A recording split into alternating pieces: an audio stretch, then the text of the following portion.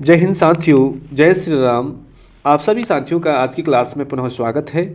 तो दोस्तों, जैसा कि हमने पिछली वीडियो में पार्ट फर्स्ट में भारतीय संविधान से रिलेटेड 30 MCQ क्वेश्चन, बहुविकल्पी क्वेश्चन हमने जाने थे, पढ़े थे। तो दोस्तों, आज हम 30 से आगे के लिए 31 से लेकर 83 या 84 तक क्वेश्चन आंसर पढ़ेंगे। और हमारा जो उद्देश्य है कि आप लोग परीक्षा में बेहतरीन तैयारी करके जाएं और आपका जो पेपर है वो बहुत अच्छी तरह से सॉल्व हो।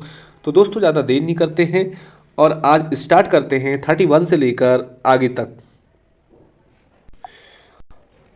तो दोस्तों, आज का जो सवाल है क्वेश्चन नंबर 31 स्क्रीन पे है। क्वेश्चन है यहाँ पे, यदि प्रधानमंत्री या कोई अन्य मंत्री सदन का सदस्य नहीं है तो उसे पद पर बने रहने के लिए कितने दिनों के अंदर संसद का सदस्य बनना आवश्यक है। तो दोस्तों, आप क्वेश्चन को एक दो बार जरूर पढ़ लें। 3 माह, 6 माह, 9 माह या 19 माह। तो दोस्तों, यदि प्रधानमंत्री या कोई अन्य मंत्री सदन का सदस्य नहीं है तो उसे पद पर बने रहने के लिए लगभग ऑप्शन नंबर डी राइट हो जाएगा ना, बी 6 माह के अंतर्गत संसद का सदस्य बनना आवश्यक है। चलो बढ़ते अगले क्वेश्चन में दोस्तों। अगला है 32, मंत्रिपरिषद सामूहिक रूप से किसके प्रति उत्तरदायी है। मंत्रिपरिषद। तो दोस्तों, ऑप्शन नंबर इसका राइट हम देखें तो ऑप्शन नंबर सी राइट है। लोकसभा, काउंसिल ऑफ मिनिस्टर्स, जो मंत्रिपरिषद सामूहिक रूप से लोकसभा के प्रति उत्तरदायी है। आज का अगला सवाल क्वेश्चन नंबर 33, लोकसभा की अधिकतम सदस्य संख्या हो सकती है। तो मेंबर ऑफ लोकसभा। तो दोस्तों, लगभग ऑप्शन नंबर डी पे चलेंगे हम। 552 ऑप्शन के आधार पर देखेंगे हम कि लोकसभा में अधिकतम जो सदस्य संख्या है वो 552 राइट आंसर हो जाएगा। अगला क्वेश्चन देखते हैं दोस्तों 34, राज्यसभा की अधिकतम सदस्य संख्या क्या होती है। लोकसभा में तो 552 है, वहीं मेंबर ऑफ राज्यसभा में देखें हम तो ऑप्शन नंबर सी राइट हो जाएगा। 250 राज्यसभा में अधिकतम सदस्य संख्या होनी चाहिए। क्वेश्चन नंबर 35 पे चलते हैं। किसी विधेयक को धन विधेयक के रूप में कौन प्रमाणित करता है। Money bill. किसी विधेयक को धन विधेयक के रूप में कौन प्रमाणित करता है। तो दोस्तों, विगत परीक्षाओं में बहुत ज़्यादा पूछा गया ये क्वेश्चन है। तो यहाँ पे जो धन विधेयक करने का जो अधिकार है केवल लोकसभा अध्यक्ष को ही है। ऑप्शन नंबर बी इसका राइट आंसर है। नेक्स्ट क्वेश्चन, अगला क्वेश्चन देखते हैं दोस्तों। केंद्र सरकार का प्रथम विधि अधिकारी, फर्स्ट लॉ ऑफिसर कौन होता है। केंद्र सरकार का प्रथम जो विधि अधिकारी होता है वो कौन होता है। तो दोस्तों, ऑप्शन नंबर सी पे जाएंगे हम सीधे। महान्यावादी। महान्यावादी जो है यह फर्स्ट लॉ ऑफिसर होता है। केंद्र सरकार का प्रथम विधि अधिकारी होता है महान्यावादी। अगला क्वेश्चन पे चलते दोस्तों 37वां, संघ राज्य क्षेत्रों का प्रशासन कौन चलाता है। संघ राज्य क्षेत्रों का प्रशासन कौन चलाता है। यूनियन टेरिटरीज जो वहाँ पे प्रशासन कौन चलाता है। तो दोस्तों, ऑप्शन नंबर बी राइट हो जाएगा। राष्ट्रपति द्वारा नियुक्त जो वहाँ पे प्रशासक रखे जाते हैं, वहीं यूनियन जो टेरिटोरीज है इनका प्रशासन चलाने का काम करते हैं। तो राष्ट्रपति द्वारा नियुक्त प्रशासक संघ राज्य क्षेत्रों का प्रशासन चलाता है। अगला क्वेश्चन है दोस्तों 38, भारत के प्रथम राष्ट्रपति कौन थे। President of India. तो दोस्तों, कौन थे। डॉक्टर भीमराव अंबेडकर, जो परमानेंट मेंबर थे संविधान सभा में। डॉक्टर राजेंद्र प्रसाद ही हमारे देश के प्रथम राष्ट्रपति थे। ऑप्शन नंबर बी राइट हो जाएगा। क्वेश्चन नंबर 39 पे चलते हैं। स्वतंत्र भारत के पहले राष्ट्रीय भारतीय गवर्नर जनरल थे। तो दोस्तों, स्वतंत्र भारत की बात हो रही है तो पहले भारतीय गवर्नर जनरल कौन थे। तो ऑप्शन नंबर ए राइट हो जाएगा। चक्रवर्ती राजगोपालचारी, ये पहले भारतीय गवर्नर जनरल थे स्वतंत्र भारत के। वहीं अगला क्वेश्चन है 40वां, राष्ट्रपति द्वारा लोकसभा तथा राज्यसभा में मनोनीत किए जाने वाले सदस्यों की संख्या है। तो दोस्तों, हमने कल ही पढ़ा कि राष्ट्रपति द्वारा लोकसभा में अधिकतम 2 सदस्यों को मनोनीत किया जाता है और वहीं राज्यसभा में 12 सदस्यों को। तो 2 और 12, लोकसभा में 2 सदस्य मतलब कम सदस्य, वहीं राज्यसभा में 12 सदस्यों को राष्ट्रपति मनोनीत करता है। अगला क्वेश्चन है दोस्तों 41, लोकसभा एवं राज्यसभा के 2 अधिवेशनों के बीच अधिकतम कितने समय का अंतर होता है। वहीं लोकसभा एवं राज्यसभा उनके बीच दो अधिवेशनों के बीच जो अधिकतम समय का जो अंतर होना चाहिए वो लगभग 6 महीने का ही अंतर होना चाहिए। क्वेश्चन नंबर 42, राज्य की कार्यपालिका का प्रमुख कौन होता है? स्टेट एग्जीक्यूटिव हेड, कार्यपालिका का जो प्रमुख होता है राज्य में वो कौन होता है? तो दोस्तों ये होता है गवर्नर, राज्यपाल। राज्यपाल ही राज्य की कार्यपालिका का प्रमुख हेड होता है, प्रमुख होता है। चलते क्वेश्चन नंबर 43 पे चलते दोस्तों। यहाँ पे लिखा है संविधान के अनुसार विधानसभा के सदस्यों की अधिकतम संख्या कितनी होती है? विधानसभा की बात हो रही है, ना कि लोकसभा राज्यसभा, बल्कि विधानसभा में जो सदस्यों की अधिकतम संख्या होती है वो 500। इसका right answer option number 500 is right answer. अगला क्वेश्चन चलते हैं 44, वर्तमान में भारत में कुल कितने राज्यों में विधान परिषदें विद्यमान हैं? तो विधान परिषदें जो विद्यमान है वर्तमान समय भारत में, ऑप्शन नंबर डी राइट है। 6 राज्यों में अभी वर्तमान समय में हमारे भारत में विधान परिषदें विद्यमान हैं। क्वेश्चन नंबर चलते हैं अगला 45, राज्य का मंत्रिमंडल सामूहिक रूप से किसके प्रति उत्तरदायी होता है? राज्य का जो मंत्रिमंडल है वो किसके प्रति उत्तरदायी होता है? तो दोस्तों यह होता है विधानसभा की प्रति उत्तरदायी होता है राज्य का मंत्रिमंडल। अगला क्वेश्चन देखते हैं दोस्तों। ऐसा आई होप आपको क्वेश्चन अच्छे लग रहे होंगे। विधानसभा का वर्ष में कम से कम कितने अधिवेशन होने चाहिए? तो लगभग दोस्तों ऑप्शन नंबर ए राइट हो जाएगा। विधानसभा का जो वर्ष है उसमें कम से कम 2 अधिवेशन होने बहुत जरूरी हैं, अनिवार्य हैं। अगला क्वेश्चन चलते 47 पे, किस राज्य में विधानसभा सदस्यों की संख्या सर्वाधिक है? तो दोस्तों उत्तर प्रदेश जो है ये सबसे बड़ा राज्य है और यहीं पे विधानसभा जो सदस्यों की संख्या है सबसे ज़्यादा है। बट अगले क्वेश्चन पे 48, जम्मू कश्मीर राज्य को किस अनुच्छेद के अंतर्गत विशेष राज्य का दर्जा प्राप्त है?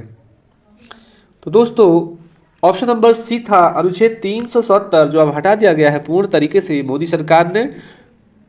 370 अनुच्छेद के तहत जम्मू कश्मीर को विशेष राज्य का दर्जा दिया गया है। क्वेश्चन नंबर 49 पे चलते हैं।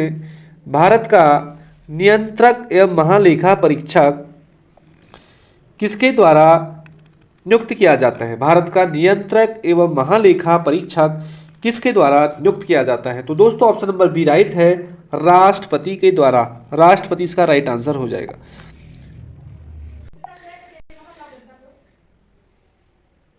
तो दोस्तों 50वां क्वेश्चन है, भारत का उच्चतम न्यायालय कहाँ अवस्थित है? तो दोस्तों सुप्रीम कोर्ट ऑफ इंडिया कहाँ अवस्थित है? तो इसका राइट आंसर हो जाएगा ऑप्शन नंबर पहला, नई दिल्ली। नई दिल्ली में भारत का उच्चतम न्यायालय अवस्थित है। बढ़ते अगले क्वेश्चन में दोस्तों 51, भारत के सर्वोच्च न्यायालय में न्यायाधीशों की कुल संख्या कितनी है? सुप्रीम कोर्ट में न्यायाधीशों की कुल संख्या कितनी है? तो दोस्तों ऑप्शन नंबर यहाँ पे सी देखें तो यहाँ पे लगभग 34 यहाँ पे न्यायाधीश हैं, जिनमें तो भारत के सर्वोच्च न्यायालय में जो कुल न्यायाधीशों की संख्या कितनी है वो 34 है। और इसका जो वर्णन है अनुच्छेद 124 के अंतर्गत है। बढ़ते अगले क्वेश्चन में 52, सर्वोच्च न्यायालय के मुख्य न्यायाधीशों की नियुक्ति कौन करता है? सुप्रीम कोर्ट के जो मुख्य न्यायाधीश होते हैं इनकी नियुक्ति कौन करता है? तो दोस्तों ऑप्शन नंबर बी राइट है, राष्ट्रपति ही सर्वोच्च न्यायालय के मुख्य न्यायाधीशों की नियुक्ति करता है। क्वेश्चन नंबर 53, उच्चतम न्यायालय के न्यायाधीशों का कार्यकाल कितना होता है?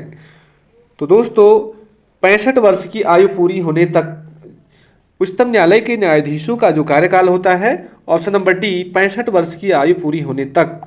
बढ़ते अगले क्वेश्चन में 54वां क्वेश्चन है, सर्वोच्च न्यायालय के प्रथम मुख्य न्यायाधीश कौन थे? तो दोस्तों यहाँ पे है ऑप्शन नंबर सी, हीरालाल जे कानिया ये सर्वोच्च न्यायालय के प्रथम मुख्य न्यायाधीश थे। बढ़ते अगले क्वेश्चन में 55, वर्तमान में भारत में उच्च न्यायालयों की कुल संख्या कितनी है? तो वर्तमान में जो उच्च न्यायालयों की कुल संख्या है दोस्तों ऑप्शन नंबर ए राइट हो जाएगा, 21 अभी भारत में उच्च न्यायालयों की संख्या है 21। क्वेश्चन नंबर 56 पे चलते हैं, उच्च न्यायालय के मुख्य न्यायाधीश की नियुक्ति कौन करता है? उच्च न्यायालय के जो मुख्य न्यायाधीश है इनकी नियुक्ति भी ऑप्शन नंबर बी राइट हो जाएगा, राष्ट्रपति ही करते हैं। क्वेश्चन नंबर 57, उच्च न्यायालय के न्यायाधीशों के कार्यकाल की सीमा कितनी है? तो दोस्तों उच्च न्यायालय हाई कोर्ट का है ये, और उस सुप्रीम कोर्ट का था कि वहाँ पे 65 साल तक, और यहाँ पे उच्च न्यायालय के न्यायाधीशों के कार्यकाल की जो सीमा होती है, ऑप्शन नंबर सी होता है, अपनी उम्र के 62 वर्ष पूरे होने तक उच्च न्यायालय के न्यायाधीशों का कार्यकाल होता है। क्वेश्चन नंबर देखते हैं दोस्तों 58 पे, किस उच्च न्यायालय की आधिकारिकता सर्वाधिक क्षेत्रों पर है? आधिकारिकता सर्वाधिक क्षेत्रों पे है, तो कौन सा उच्च न्यायालय है जिसकी आधिकारिकता सर्वाधिक क्षेत्र पे है? तो दोस्तों ऑप्शन नंबर सी, जो गुवाहाटी वाला जो उच्च न्यायालय है, ये इसका राइट आंसर है। क्वेश्चन नंबर 59, किस उच्च न्यायालय में सर्वाधिक संख्या में न्यायाधीश कार्यरत हैं? तो दोस्तों जो इलाहाबाद वाला जो उच्च न्यायालय है, इलाहाबाद उच्च न्यायालय यूपी में पड़ता है, इसमें सर्वाधिक संख्या में न्यायाधीश कार्यरत हैं। अगला क्वेश्चन है 60, संविधान के किस अनुच्छेद के द्वारा राष्ट्रपति को सर्वोच्च न्यायालय के से परामर्श मांगने का अधिकार प्राप्त है?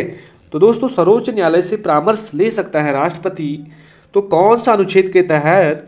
तो दोस्तों अनुच्छेद 143 के तहत राष्ट्रपति सर्वोच्च न्यायालय से परामर्श मांगने का अधिकार प्राप्त है।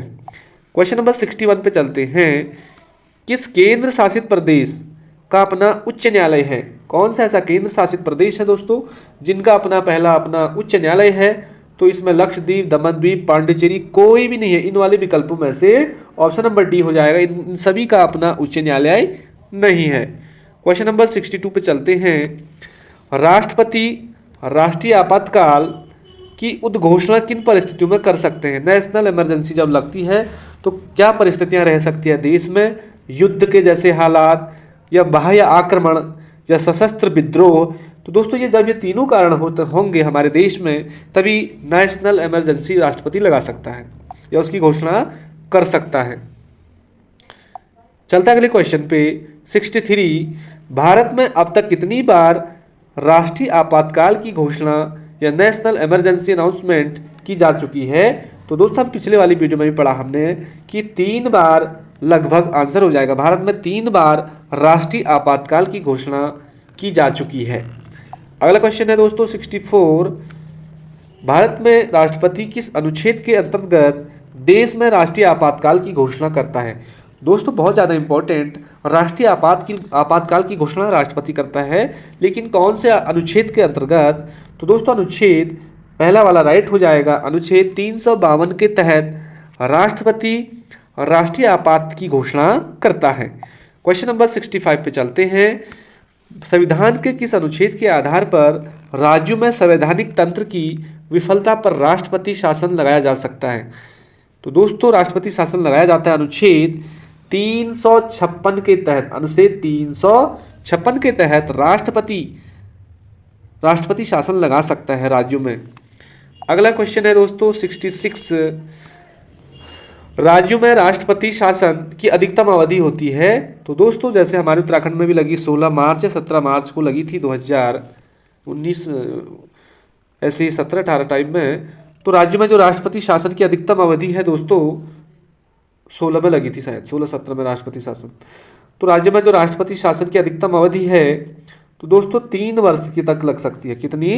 राज्यों में राष्ट्रपति शासन की जो अधिकतम अवधि है ये 3 वर्ष के लिए लगा सकते हैं। ऑप्शन नंबर डी राइट हो जाएगा। अगला है 67, संविधान के किस अनुच्छेद के आधार पर देश में वित्तीय आपात की घोषणा की गई? तो दोस्तों ये भी बहुत ज़्यादा इंपॉर्टेंट है। ऑप्शन नंबर सी हो जाएगा 360, अनुच्छेद 360 वित्तीय आपात की घोषणा करता है, और इसे भी राष्ट्रपति ही लगाता है, वित्तीय आपात की घोषणा अनुच्छेद 360 के अंतर्गत।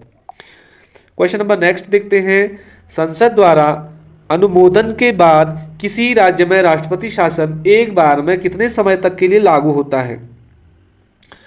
संसद द्वारा कह रहा है, संसद द्वारा अनुमोदन के बाद किसी राज्य में राष्ट्रपति शासन एक बार में कितने समय के लिए लागू किया जा सकता है? एक बार में, तो दोस्तों ऑप्शन नंबर सी हो जाएगा 6 माह के लिए।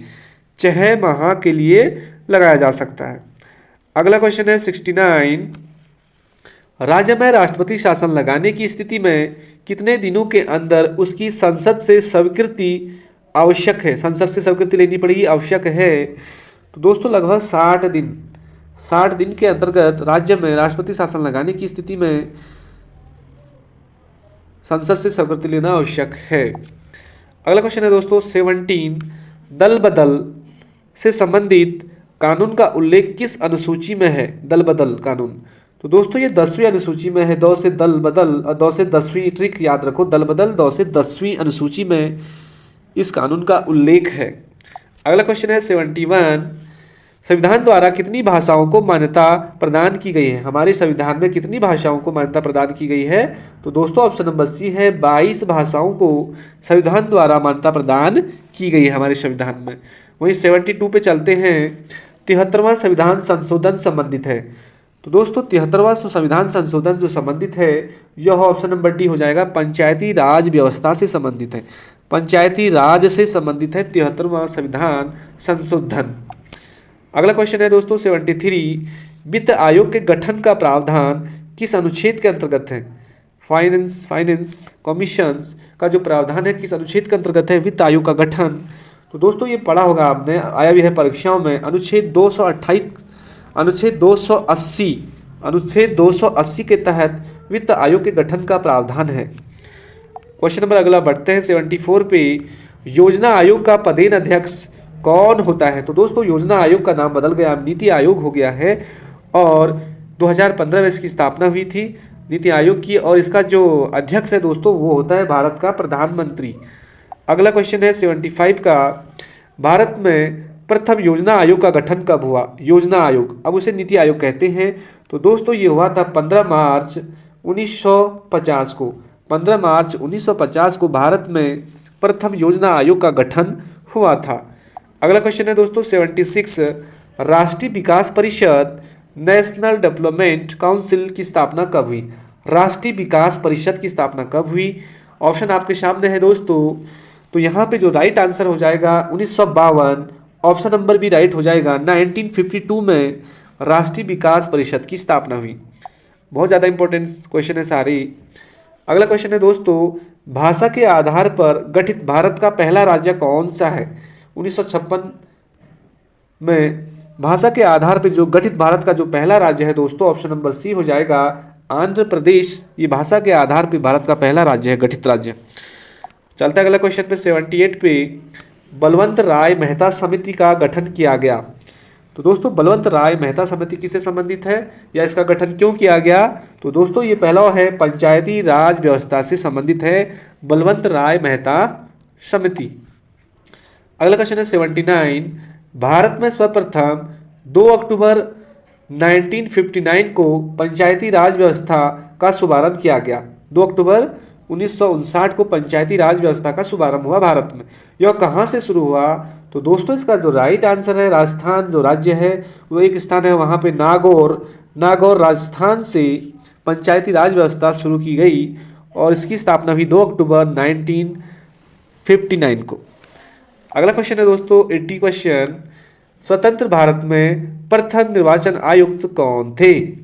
स्वतंत्र भारत के जो प्रथम निर्वाचक जो आयुक्त थे कौन थे? फर्स्ट इलेक्शन कमिश्नर कौन थे? तो दोस्तों वो थे option number B, Sukumar Sen. Sukumar Sen स्वतंत्र भारत में प्रथम निर्वाचन आयुक्त थे। अगला क्वेश्चन है दोस्तों 81, पहले वित्त आयोग का गठन 1951 में किया गया, इसके अध्यक्ष कौन थे? वित्त आयोग का जो गठन किया गया वो 1951 में किया गया, इसके जो अध्यक्ष थे वो कौन थे? तो दोस्तों वो थे के.सी., पहला वाला ऑप्शन के.सी. नियोगी। के.सी. नियोगी पहले वित्त आयोग के अध्यक्ष थे और वित्त आयोग का जो गठन हुआ 1951 में हुआ। अगला क्वेश्चन चलते हैं दोस्तों 82वां, पंचायतों के चुनाव हेतु निर्णय लेने का अधिकार किसे प्राप्त है?